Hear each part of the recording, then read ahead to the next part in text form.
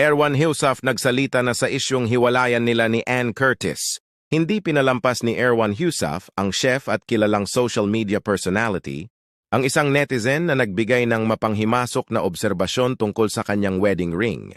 Ayon sa netizen, tila wala raw suot na wedding ring si Erwan, na tila nagpapatibay sa mga chismis na naglalabas ang hiwalay na raw sila ng kanyang asawa, ang It's Showtime host na si Ann Curtis. Nitong mga nakaraang linggo, may mga ulat sa Facebook na nagmumungkahi na may problema sa relasyon ni Erwan at Ann.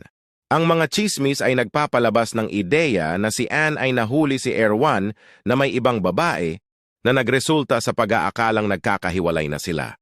Mas lalong naging komplikado ang sitwasyon nang isama pa sa mga balita ang pangalan ng kapatid ni Ann, si Jasmine Curtis Smith, na tila nadawit sa mga hindi kapanipaniwalang kwento.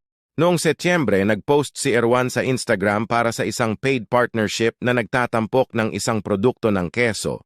Sa post na yon, isang netizen ang napansin na wala sa daliri ni Erwan ang kanilang wedding ring. Agad nitong ibinahagi ang obserbasyon sa social media na parang indikasyon ng mga chismis. Video in comment.